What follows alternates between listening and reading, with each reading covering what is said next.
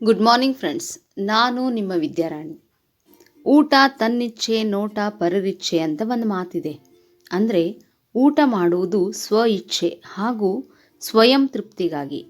ನಾವು ಸೇವಿಸುವ ಆಹಾರದ ಪ್ರತಿ ಅಗಳು ಕೂಡ ನಮ್ಮ ಹೊಟ್ಟೆ ತುಂಬಿಸಿ ದೇಹವನ್ನಷ್ಟೇ ಪೋಷಿಸುವುದಿಲ್ಲ, ಬದಲಿಗೆ ನಮ್ಮ ಮನಸ್ಸಿನ ನಿರ್ಮಾಣದಲ್ಲಿ ನಾವು ತಿನ್ನುವ ಆಹಾರದ ಪಾತ್ರ ತುಂಬಾ ದೊಡ್ಡದು.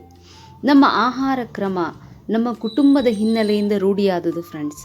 ಭಾರತೀಯ ಸಂಸ್ಕೃತಿಯಲ್ಲಿ ನಮ್ಮ ಆಹಾರ ಕ್ರಮಕ್ಕೆ ತನ್ನದೇ ಭೌಗೋಳಿಕ, ಸಾಮಾಜಿಕ, ಧಾರ್ಮಿಕ ಕಾರಣಗಳಿವೆ. ಹಾಗೆ ವೈಜ್ಞಾನಿಕ ಹಿನ್ನೆಲೆಗಳೂ ಇವೆ. ನಾವು ಸೇವಿಸುವ ಪ್ರತಿ ವಸ್ತು ನಮ್ಮ ಆಲೋಚನೆ, ಮನಸ್ಥಿತಿ ಹಾಗೂ ಸದ್ಗುಣಗಳ ಮೇಲೆ ತೀವ್ರವಾದ ಪ್ರಭಾವವನ್ನು ಬೀರುತ್ತೆ. ಕೆಲವು ಧರ್ಮದ ಆಹಾರ ಕ್ರಮಗಳಲ್ಲಿ ಕೆಲವು ಪದಾರ್ಥಗಳು ವರ್ಜಿತ. ಯಾಕೆ ಅಂತ ವಿಶ್ಲೇಷಿಸಿದಾಗ ಬಹಳಷ್ಟು ವಿಚಾರಗಳ ಮೇಲೆ ಆಹಾರ ಕ್ರಮ ಬೆಳಕು ಚೆಲ್ಲಿತು. ಜೈನ ಮತ್ತು ಬೌದ್ಧ ಧರ್ಮದ ಆಚರಣೆಗಳು ಮತ್ತು ಆಹಾರ ಕ್ರಮಗಳ ಕುರಿತು ಕೆಲ ಪುಸ್ತಕ ಬರಹಗಳಲ್ಲಿ ಬೆಳ್ಳುಳ್ಳಿ ಅಂದರೆ ಗಾರ್ಲಿಕ್ ನಿಷಿದ್ಧ ಆಹಾರ ಕ್ರಮದ ಬಗ್ಗೆ ನಾನು ಸಂಪೂರ್ಣವಾಗಿ ತಿಳ್ಕೊಂಡಾಗ ಯಾಕೆ ಈ ಪದಾರ್ಥ ವರ್ಜ್ಯ ಅಂತ ವೈಜ್ಞಾನಿಕ ಕಾರಣಗಳ ಬೆನ್ನು ಹತ್ತಿದೆ. ಆಗ ಬೆಳ್ಳುಳ್ಳಿಯ ಸಾಧಕ ಬಾಧಕಗಳ ವಿವರ ತಿಳಿತಾ ಹೋಯಿತು. ಬೆಳ್ಳುಳ್ಳಿ ಫ್ರುಕ್ಟಾನ್ಸ್ ಅನ್ನೋ ಕಾರ್ಬೋಹೈಡ್ರೇಟನ್ನು ಹೊಂದಿರುತ್ತೆ. ಈ ಕಾರಣಕ್ಕೇ ಬೆಳ್ಳುಳ್ಳಿ ತಿನ್ನೋದ್ರಿಂದ ನಮಗೆ ಗ್ಯಾಸ್ ಪ್ರಾಬ್ಲಮ್ ಬಾಧಿಸುತ್ತೆ. ಅದರ ಸ್ಟ್ರಾಂಗ್ ಆರ್ಡರ್ ಅಂದರೆ ಅದರಲ್ಲಿರ್ತಕ್ಕಂಥ ಸಲ್ಫರ್ ಕಾಂಪೌಂಡ್ಸ್ ಅದು ನಮ್ಮ ಉಸಿರಾಟದಲ್ಲಿ ಸೇರಿಕೊಂಡು ನಮ್ಮ ಉಸಿರಾಟದೊಂದಿಗೆ ಸ್ಟ್ರಾಂಗ್ ಆದಂತಹ ಒಂದು ವಾಸನೆ ಬರೋದಕ್ಕೆ ಶುರು ಮಾಡುತ್ತೆ. ಬೆಳ್ಳುಳ್ಳಿಯು ಕೆಲವು ಔಷಧಗಳ ಜೊತೆಗೆ ರಿಯಾಕ್ಷನ್ ಕೂಡ ಆಗುತ್ತೆ. ಇದರಿಂದ ಬ್ಲಡ್ ಥಿಕ್ನೆಸ್ ಮೇಲೆ ಪ್ರಭಾವ ಆಗುತ್ತೆ ಫ್ರೆಂಡ್ಸ್. ಆಯುರ್ವೇದದ ಪ್ರಕಾರ ಬೆಳ್ಳುಳ್ಳಿ ಒಂದು ಪಿತ್ತಕಾರಕ. ಪಿತ್ತ ಸರ್ವ ರೋಗಗಳ ತವರು ಮನೆ. ಹಾಗಾಗಿ ಬೆಳ್ಳುಳ್ಳಿಯನ್ನು ವೈಜ್ಞಾನಿಕ ಹಿನ್ನೆಲೆಯಲ್ಲಿಯೂ ಕೂಡ ಕೆಲವು ಧರ್ಮಗಳು ವರ್ಜ್ಯಗೊಳಿಸಿವೆ. ಹಿಂದೂ ಮತ್ತು ಬೌದ್ಧ ಧರ್ಮದ ಪ್ರಕಾರ ಬೆಳ್ಳುಳ್ಳಿ ತಾಮಸಿಕ ಆಹಾರ. ತಾಮಸಿಕ ಗುಣ ಅಂದರೆ ನಮ್ಮ ಭಾವೋದ್ವೇಗಗಳನ್ನು ಉತ್ತೇಜನಗೊಳಿಸುವಂತಹ ಗುಣವನ್ನು ಈ ಪದಾರ್ಥ ಹೊಂದಿದೆ. ಧ್ಯಾನಿಗಳಿಗೆ ಆಂತರಿಕ ಶಾಂತಿಯನ್ನು ಕಾಪಾಡಿಕೊಳ್ಳಲು ಈ ಭಾವೋದ್ವೇಗಗಳು ತೊಂದರೆ ಮಾಡುತ್ತವೆ ಫ್ರೆಂಡ್ಸ್. ಜೊತೆಗೆ ಇದು ನಮ್ಮ ಮನಸ್ಸಿನ ಚಿತ್ತ ಚಂಚಲತೆಗೂ ಕೂಡ ಕಾರಣ ಆಗುತ್ತೆ. ಅಂದರೆ ನಮ್ಮ ಮೈಂಡನ್ನು ಒಂದು ಕಡೆ ಕಾನ್ಸಂಟ್ರೇಟ್ ಆಗೋದಕ್ಕೆ ಬಿಡಲ್ಲ, ಬದಲಾಗಿ ಡಿಸ್ಟ್ರ್ಯಾಕ್ಟ್ ಮಾಡ್ತಾ ಹೋಗುತ್ತೆ. ಅಂತಹ ಸ್ವಭಾವ ಮತ್ತು ಗುಣ ಈ ಆಹಾರ ಸೇವನೆಯಿಂದ ನಮ್ಮಲ್ಲಿ ಬೆಳೀತಾ ಹೋಗುತ್ತೆ. ಇದ್ರ ಜೊತೆಗೇ ನಾವು ಮಾನಸಿಕವಾದ ಒಂದು ಸಮತೋಲನವನ್ನು ಹೊಂದಿರ್ತೀವಿ. ನಾವು ಯಾವಾಗ ಈ ಪದಾರ್ಥವನ್ನು ಸೇವಿಸೋದಕ್ಕೆ ಶುರು ಮಾಡ್ತೀವಿ, ಇನ್ಸ್ಟೆಬಿಲಿಟಿ ಅಂದರೆ ನಮ್ಮ ಭಾವನೆಗಳಲ್ಲಿ ಅಸಮತೋಲನವನ್ನು ನಾವು ಕಾಣ್ತೀವಿ ಫ್ರೆಂಡ್ಸ್. ಭಾವನೆಗಳ ಅಸಮತೋಲನ ಒಂದು ರೀತಿ ಶಾಂತ ಕೊಳವನ್ನು ಡಿಸ್ಟರ್ಬ್ ಮಾಡಿದ ಹಾಗೆ. ಇದರಿಂದ ಹಲವು ಸಮಸ್ಯೆಗಳನ್ನು ನಾವು ಎದುರಿಸಬೇಕಾಗತ್ತೆ. ಉನ್ನತ ಸಾಧನೆ ಅಂದರೆ ಹೈಯರ್ ಕಾನ್ಷಿಯಸ್ಗೆ ಹೋಗೋದಕ್ಕೆ ನಮಗೆ ಬೇಕಾಗಿರ್ತಕ್ಕಂತಹ ಪೀಸ್ ಆಫ್ ಮೈಂಡ್, ಶಾಂತ ಮನಸ್ಥಿತಿಯನ್ನು ಹೊಂದಲು ಈ ಪದಾರ್ಥವನ್ನು ನಾವು ಸೇವಿಸೋದ್ರಿಂದ ಅಡ್ಡಿಯಾಗುತ್ತೆ. ಹಾಗಾಗಿ ನಾವು ಉನ್ನತ ಸಾಧನೆಯನ್ನು ಮಾಡೋದಕ್ಕಾಗದೆ ಲೋವರ್ ಚಕ್ರದಲ್ಲಿ ಉಳಿದುಕೊಂಡು ತುಂಬ ಇಂಬ್ಯಾಲೆನ್ಸ್ಡ್ ಮನಸ್ಥಿತಿಯಲ್ಲಿ ಹೊರಳಾಡ್ತಾ ಇಲ್ಲೇ ಉಳ್ಕೊಂಡ್ಬಿಡ್ತೀವಿ ಫ್ರೆಂಡ್ಸ್.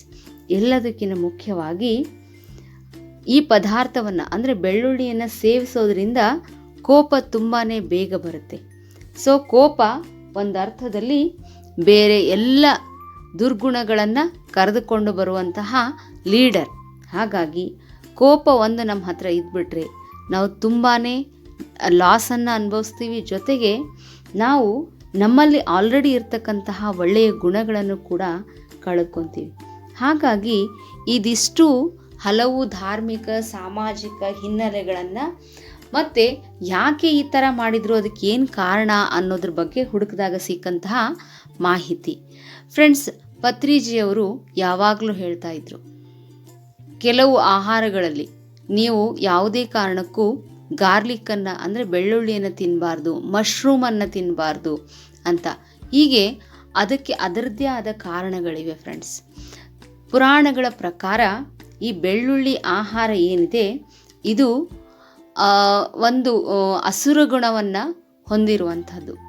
ಈ ಬೆಳ್ಳುಳ್ಳಿಯು ಭೂಮಿಗೆ ಬೀಳಬೇಕಾದ್ರೆ ಅಸುರರ ರಕ್ತವನ್ನು ಮಿಶ್ರ ಮಾಡಿಕೊಂಡು ಭೂಮಿಗೆ ಬಿದ್ದು ಬೆಳೆದಿರುವಂಥ ಪದಾರ್ಥ. ಹೀಗಾಗಿ ರಾಕ್ಷಸ ಗುಣ ಇದರಲ್ಲಿ ಸರ್ವೇ ಸಾಮಾನ್ಯ. ಆ ರಾಕ್ಷಸ ಗುಣ ನಿಮ್ಮನ್ನು ಶಾಂತ ಚಿತ್ತರಾಗಿ ಕುಳಿತು ಕ್ಷಮಾಗುಣವನ್ನು ಹೊಂದಿ ನಿಮ್ಮನ್ನು ನೀವು ಟ್ರಾನ್ಸ್ಫರ್ ಮಾಡಿಕೊಂಡು ಎಲ್ಲರನ್ನ ಅಂತಃಕರಣದ ಕಂಪನಗಳಿಂದ ಕಂಪ್ಯಾಷನೇಟ್ ದೃಷ್ಟಿಯಿಂದ ನೋಡೋದಕ್ಕೆ ನಿಮಗೆ ತುಂಬಾ ತೊಂದರೆ ಉಂಟು ಮಾಡುತ್ತೆ. ಅಂತಹ ಕರುಣೆಯ ಕಂಪನಗಳು ಉತ್ಪತ್ತಿ ಆಗೋದಕ್ಕೆ ತುಂಬಾ ತಡ ಆಗುತ್ತೆ ಈ ಪದಾರ್ಥವನ್ನು ನಾವು ತಿನ್ನೋದ್ರಿಂದ. ಹಾಗಾಗಿ ಧ್ಯಾನಿಗಳು ಮತ್ತು ಕೆಲವು ಧರ್ಮದವರು ಆಮೇಲೆ ಈ ಆಧ್ಯಾತ್ಮಿಕ ಸಾಧನೆ ಮಾಡುವಂಥವರು ಬೆಳ್ಳುಳ್ಳಿಯನ್ನು ವರ್ಜ್ಯ ಮಾಡಬೇಕು ಅಂತ ಹೇಳ್ತಾರೆ. ಗುರುಗಳು ಯಾವುದನ್ನೇ ನಮ್ಗೆ ಹೇಳ್ತಾರೆ ಅಂತಂದರೂ ಕೂಡ ಅದರ ಹಿಂದೆ ಅವರದ್ದೇ ಆದಂಥ ಒಂದು ರಿಸರ್ಚ್ ಇರುತ್ತೆ. ಅವರು ಲಕ್ಷಕ್ಕೂ ಹೆಚ್ಚು ಪುಸ್ತಕಗಳನ್ನು ಓದಿ ಯಾವ ಪದಾರ್ಥ ನಮ್ಮ ಸಾಧನೆಗೆ ಉತ್ತಮ, ಯಾವುದು ಅಲ್ಲ ಅನ್ನೋದನ್ನು ತಿಳಿದೇ ನಮಗೆ ಹೇಳಿರ್ತಾರೆ. ಬಟ್ ಮೆಡಿಕಲ್ ವರ್ಡ್ ಪ್ರಕಾರ, ಇತ್ತೀಚಿನ ಸಂಶೋಧನಾ ವರದಿಗಳ ಪ್ರಕಾರ ತುಂಬ ಜನ ನಮ್ಮ ಜೊತೆ ಈ ಪದಾರ್ಥದ ಬಗ್ಗೆ ಹೇಳಿದಾಗೆಲ್ಲ ವಾದ ಮಾಡ್ತಾರೆ. ಬೆಳ್ಳುಳ್ಳಿ ಹಾರ್ಟ್ಗೆ ತುಂಬ ಒಳ್ಳೆಯದಂತೆ, ಕೊಲೆಸ್ಟ್ರಾಲನ್ನು ಕರಗಿಸುತ್ತಂತೆ, ಶೀತ ಕಫ ನೆಗಡಿ ಆಗದೆ ತಡೆಯುತ್ತಂತೆ ಅಂತ. ಸೊ ಅದು ಒಂದರ್ಥದಲ್ಲಿ ಸತ್ಯ. ಯಾಕಂದರೆ ಅದನ್ನು ಔಷಧವಾಗಿ ಉಪಯೋಗಿಸಿದಾಗ ಮಾತ್ರ ಈ ಒಂದು ಇಂಪ್ಯಾಕ್ಟನ್ನು ಬೆಳ್ಳುಳ್ಳಿ ಮಾಡುತ್ತೆ. ಫ್ರೆಂಡ್ಸ್, ನಿಮಗೆ 24 ಗಂಟೆ 365 ದಿನಾನೂ ಶೀತ ಕಫ ನೆಗಡಿ ಇರುತ್ತಾ? ಇಲ್ಲ, ಸೀಸ್ನಲ್ಲಿ ಬರುತ್ತೆ ಹೋಗುತ್ತೆ. ಹಾಗೆಯೇ ಕೊಲೆಸ್ಟ್ರಾಲ್ ಲೆವೆಲ್ ಯಾಕೆ ಜಾಸ್ತಿ ಆಗುತ್ತೆ? ಹಾರ್ಟ್ ಪ್ರಾಬ್ಲಮ್ಸ್, ಹೃದಯ ಸಂಬಂಧಿ ಕಾಯಿಲೆಗಳು ಯಾಕೆ ಜಾಸ್ತಿ ಆಗುತ್ತೆ ಅಂದರೆ ನಿಮ್ಮ ಅನಾಹತ ಚಕ್ರ ಆಕ್ಟಿವೇಟ್ ಇಲ್ಲದೆ ಇರೋದು ಅಥವಾ ಇಂಬ್ಯಾಲೆನ್ಸ್ ಇರೋದರ ಕಾರಣದಿಂದ ಹೃದಯದ ಕಾಯಿಲೆ ಜಾಸ್ತಿ ಆಗುತ್ತೆ. ಕೊಲೆಸ್ಟ್ರಾಲ್ ಲೆವೆಲ್ ಇಂಬ್ಯಾಲೆನ್ಸ್ ಆಗುತ್ತೆ. ಹಾಗಾದರೆ ಅನಾಹತ ಚಕ್ರ ಆಕ್ಟಿವೇಟ್ ಆಗೋದು, ಬ್ಯಾಲೆನ್ಸಿಂಗ್ ಆಗೋದು ಈ ಪದಾರ್ಥದ ಸೇವನೆಯಿಂದಲ್ಲ. ಮೂಲ ಕಾರಣವನ್ನು ತಿಳಿದುಕೊಂಡು ಅದನ್ನು ನಾವು ಸರಿಪಡಿಸ್ಕೊಳ್ಳೋದು ತುಂಬ ಜಾಣ್ತನ ಫ್ರೆಂಡ್ಸ್. ರೂಟ್ ಲೆವೆಲಲ್ಲಿ ನಾವು ಕೆಲಸ ಮಾಡದೆ ಹೋದರೆ, ಮೇಲ್ಮೇಲಕ್ಕೆ ಮಾತ್ರ ನೀವು ಟ್ರೀಟ್ ಮಾಡ್ತಾ ಹೋದರೆ ಮೂಲ ಕಾರಣ ಹಾಗೆ ಉಳಿದ್ಬಿಡುತ್ತೆ, ಸಮಸ್ಯೆ ಎಂದೂ ಕ್ಲಿಯರ್ ಆಗೋದೇ ಇಲ್ಲ. ಹಾಗಾಗಿ ನಾವು ರೂಟ್ ಲೆವೆಲ್ನಲ್ಲಿ ಕೆಲಸ ಮಾಡೋಣ. ಅನಾಹತ ಚಕ್ರವೊಂದನ್ನು ಸರಿ ಇಟ್ಕೊಂಡ್ರೆ ನಿಮ್ಗೆ ಯಾವತ್ತೂ ಹೃದಯದ ಕಾಯಿಲೆಗಳು ಬರೋದೇ ಇಲ್ಲ, ನಿಮ್ಮ ಕೊಲೆಸ್ಟ್ರಾಲ್ ಲೆವೆಲ್ ಯಾವತ್ತೂ ಇಂಬ್ಯಾಲೆನ್ಸ್ ಆಗೋದೇ ಇಲ್ಲ. ಸೊ ಹಾಗಾಗಿ ಅನಾಹತ ಚಕ್ರವನ್ನು ಹೇಗೆ ಆ್ಯಕ್ಟಿವೇಟ್ ಮಾಡ್ಕೊಳ್ಳೋದು, ಚಕ್ರಗಳನ್ನು ಆ್ಯಕ್ಟಿವೇಟ್ ಮಾಡ್ಕೊಳ್ಳುವಂತಹ ಇದೇ ಪ್ಲೇಲಿಸ್ಟ್ನಲ್ಲಿ ಒಂದು ವಿಡಿಯೋ ಇದೆ ಫ್ರೆಂಡ್ಸ್, ನೀವು ಡೀಟೇಲ್ ಆಗಿ ಅದ್ರ ಬಗ್ಗೆ ತಿಳ್ಕೊಬೋದು. ನೀವು ಪ್ರತಿನಿತ್ಯ ಆನಾಪಾನಸತಿ ಮಾಡೋದ್ರಿಂದ ನಮ್ಮ ಚಕ್ರಗಳು ತಂತಾನೇ ನಿರಂತರ ಧ್ಯಾನದಿಂದ ಬ್ಯಾಲೆನ್ಸ್ ಆಗುತ್ತವೆ. ಅನಾಹತ ಚಕ್ರ ಸಂಪೂರ್ಣವಾಗಿ ಆ್ಯಕ್ಟಿವೇಟ್ ಆದಾಗ ನಮ್ಮಲ್ಲಿ ಕಂಪ್ಯಾಷನೇಟ್ ಅಂದರೆ ಅಂತಃಕರಣದ ಭಾವನೆಗಳು ಉದ್ಭವ ಆಗುತ್ತೆ. ಇದರಿಂದ ತಂತಾನೇ ಆ ಎಲ್ಲ ಸಮಸ್ಯೆಗಳಿಗೆ ಮುಕ್ತಿ ಸಿಗುತ್ತೆ. ಹಾಗಾದಾಗ ನಾವು ನಮ್ಮ ಹೃದಯದ ಆರೋಗ್ಯಕ್ಕಾಗಿ ಬೆಳ್ಳುಳ್ಳಿಯ ಬೆನ್ನು ಹತ್ತಬೇಕಾ ಅಥವಾ ಮೂಲ ಕಾಯಿಲೆ ಅಥವಾ ಮೂಲ ಸಮಸ್ಯೆಯನ್ನು ಟ್ರೀಟ್ ಮಾಡಬೇಕಾ ಅನ್ನೋದನ್ನು ಆಲೋಚಿಸಿ ಫ್ರೆಂಡ್ಸ್. ಹಾಗಾಗಿ ನೀವು ಒಂದು ಬಾರಿ ಆಲೋಚಿಸಿ. ನಾವೆಲ್ಲರೂ ಈ ಭೂಮಿಗೆ ಬಂದದಕ್ಕಾಗಿ ಒಂದು ಮಹತ್ತರವಾದ ಕಾರಣ ಇದೆ. ಅದರ ಜೊತೆಗೆ ನಾವು ಏನು ಕಾರಣವನ್ನು ಹೊತ್ತು ತಂದಿದ್ದೀವೋ ಅದರ ಜೊತೆಗೆ ಸ್ವಯಂ ಅಭಿವೃದ್ಧಿ ಅಂದರೆ ನಮ್ಮ ಧ್ಯಾನ ಸಾಧನೆ, ಆಧ್ಯಾತ್ಮಿಕ ಸಾಧನೆ ಕೂಡ ನಮ್ಮ ಜೀವನದ ಒಂದು ಭಾಗ. ಅದಕ್ಕೆ ಅಡ್ಡಿಪಡಿಸುವಂತಹ ಯಾವುದೇ ವಸ್ತುವಾಗಿದ್ದರೂ ನಾವು ಅದನ್ನು ಸ್ವೀಕರಿಸ್ದೇನೆ ಇರೋದು ಬಹಳ ಉತ್ತಮ ಫ್ರೆಂಡ್ಸ್. ನೀವು ಇದನ್ನು ಒಂದು ಟೆಸ್ಟ್ ಅಂತ ಮಾಡಿ ನೋಡಿ. ಕೆಲವು ದಿನ ಇದಿಲ್ಲದೆ ಆಹಾರವನ್ನು ತಿಂದು ನೋಡಿ, ನಿಮ್ಮ ಮನಸ್ಥಿತಿಯನ್ನು ಒಮ್ಮೆ ಪರೀಕ್ಷಿಸಿಕೊಳ್ಳಿ. ನಂತರದಲ್ಲೇ ಇದನ್ನು ಫಾಲೋ ಮಾಡಿ ಫ್ರೆಂಡ್ಸ್. ನಿಮ್ಮ ಧ್ಯಾನ ಸಾಧನೆ, ನಿಮ್ಮ ಒಂದು ಮನಸ್ಥಿತಿ ಯಾವಾಗಲೂ ನಿಮ್ಮ ಜೊತೆಗೆ ನಿಮಗೆ ಸಪೋರ್ಟಿವ್ ಆಗಿ ಇರೋ ಹಾಗಾಗಬೇಕು ಅಂದರೆ ದಯವಿಟ್ಟು ಬೆಳ್ಳುಳ್ಳಿಯನ್ನು ನಿಮ್ಮ ಆಹಾರದಲ್ಲಿ ಬಳಸಲಿಕ್ಕೆ ಹೋಗಬೇಡಿ ಫ್ರೆಂಡ್ಸ್. ಇದು ನಾನು ಗುರುಗಳಿಂದ ಕೇಳಿ ಕಲಿತು ಅನುಭವಿಸಿ ಪರೀಕ್ಷಿಸಿದ ನಂತರ ನಿಮಗೆ ಹೇಳ್ತಾ ಇರುವಂಥದ್ದು. ಸೊ ಹಾಗಾಗಿ ದಯವಿಟ್ಟು ನೀವು ಕೂಡ ಪರೀಕ್ಷಿಸಿಯೇ ಎಲ್ಲವನ್ನು ಒಪ್ಪಿಕೊಳ್ಳಿ. ನಿಮ್ಮ ಮನಸ್ಥಿತಿಯನ್ನು, ನಿಮ್ಮ ಒಂದು ಸಂತೋಷಕ್ಕಾಗಿ ಬಳಸ್ಕೊಳ್ಳಿ ಫ್ರೆಂಡ್ಸ್. ಇವತ್ತಿನ ಈ ಮಾಹಿತಿ ನಿಮ್ಗೆ ಇಷ್ಟವಾದಲ್ಲಿ ನನ್ನ ಚಾನಲ್ ಧ್ಯಾನಾಮೃತಕವನ್ನು ಸಬ್ಸ್ಕ್ರೈಬ್ ಮಾಡಿ, ನಿಮ್ಮ ಫ್ರೆಂಡ್ಸ್ ರಿಲೇಟಿವ್ಸ್ಗೆ ಶೇರ್ ಮಾಡಿ, ಹಾಗೂ ಈ ವಿಡಿಯೋಗೊಂದು ಲೈಕ್ ಕೊಡಿ. Thank you friends. ಶುಭ ದಿನ.